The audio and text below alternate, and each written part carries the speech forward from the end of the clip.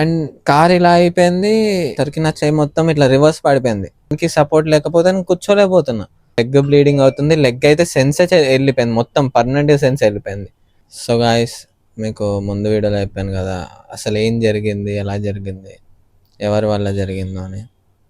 So మేమంతా ఈవెంట్స్కి వెళ్తుంటే నేను శశాంక్ మా ఇంట్లో నుంచి 3కి అట్లా స్టార్ట్ అయినాము పంజాగుట్ట దగ్గరికి. పంజాగుట్టకి వెళ్ళాక వెహికల్ కోసం వెయిట్ చేస్తున్నాం, ఈవెంట్ వెహికల్ కోసం. ఈవెంట్ వెహికల్ అట్లా 3:30, 3:20 ఒక 3 to 4 మధ్యలో వచ్చేసింది. ఆ మధ్యలోనే స్టార్ట్ అయ్యాము. కానీ స్టార్ట్ అవ్వకముందు కన్వర్జేషన్ ఏం జరిగిందంటే, కార్ వచ్చాగానే కార్ చూసి నేను షాక్ అయినా. లైక్ 5 సీటర్ కార్ అది.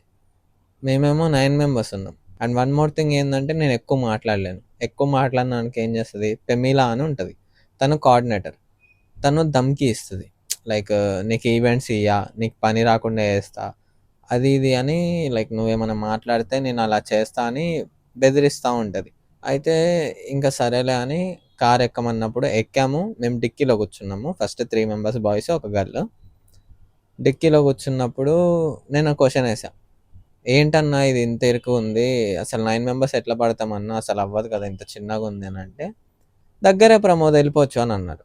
నేను ఇంకో క్వశ్చన్ ఎట్లా అన్నా అవ్వదు అని చెప్పే లోపల పెమిల ఏం చేసింది, గురాయించి చూసి మూసుకొని ఎక్కువ ఏం మాట్లాడకు అని అన్నది.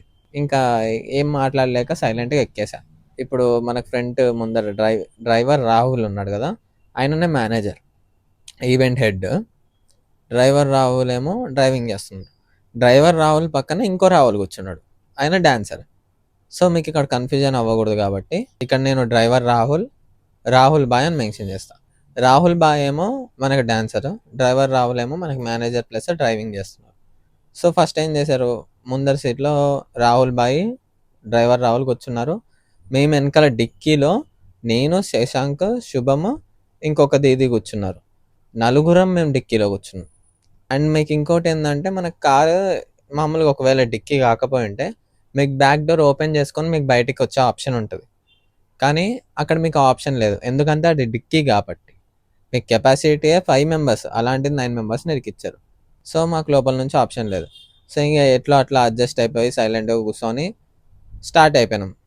అయిపోయేసరికి ఇంకా ఒక 5 నుంచి 5:40 మధ్యలో టీ కోసం ఆగాము.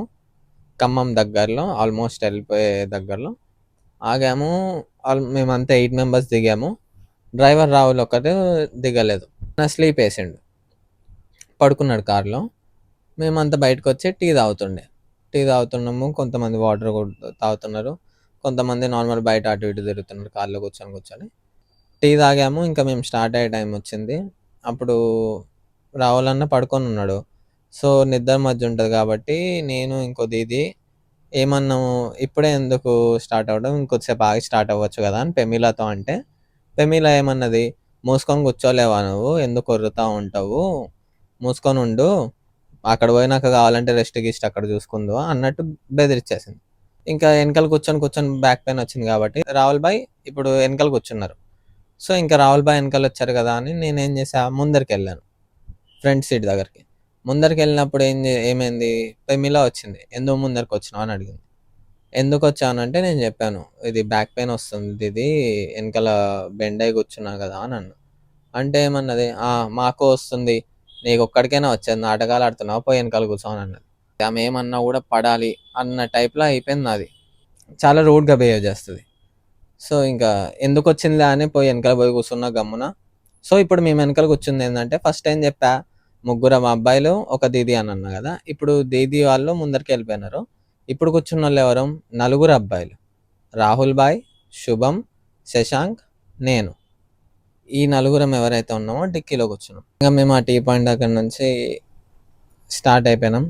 ఇక పోతున్న దారిలో అందరు పడుకున్నారు, నేను ఒక్కరిని వీడియో ఎడిటింగ్ చేసుకుంటున్నా. నాకు నిద్ర రాదు, లైక్ ఏదైనా కొద్దిగా అన్కంఫర్టబుల్గా ఫీల్ వచ్చినా కూడా నిద్ర రాదు. అలాంటిది జర్నీలో చాలా వరకు నిద్రలో రాదు. సరే కదా అని నా డ్యాన్స్ వీడియోస్ ఉంటే ఎడిట్ చేస్తూ ఉన్నాను, వీడియో ఎడిట్ చేస్తూ ఉన్నాము. సడన్గా ఏమైందో తెలీదు, కార్ ఒక హైప్లో వెళ్ళిపోయి పల్టీ కొట్టేసింది. ఆల్మోస్ట్ మనకి 4 నుంచి 6 పల్టీలు కొట్టింది కార్ అనేది, అన్ని ఫ్లిప్స్ కొట్టింది. అంటే ఎంతో ఓవర్ స్పీడ్ ఉందో మీరు అనుకోండి. అండ్ కార్ ఎవరిని గుద్దలేదు, మా కార్ని వచ్చి ఏ కారు గుద్దలేదు, జస్ట్ డ్రైవర్ నిర్లక్ష్యం వల్ల ఇదంతా జరిగింది. ఎక్కడ మేము ఆల్మోస్ట్ ఖమ్మం రీచ్ అయ్యే టైంలో మనకి ఇదంతా అయిపోయింది. యాక్సిడెంట్ అయిపోయింది సడన్గా.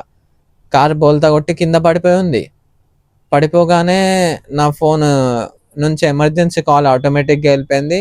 అండ్ లోకల్ వాళ్ళు వచ్చారు, టక కొడుతున్నారు, కానీ వాళ్ళకి వస్తలేదు. డిక్కీ కదా మాది, బ్యాక్ డోర్ నుంచి మేము ఓపెన్ చేయలేము, ఎందుకంటే మాకు ఆప్షనే లేదు, బయట నుంచే ఓపెన్ చేయాలి. మొత్తం తుక్కు అయిపోయింది కార్. మీకు కార్ ఫోటో నేను డిస్ప్లే చేస్తాను.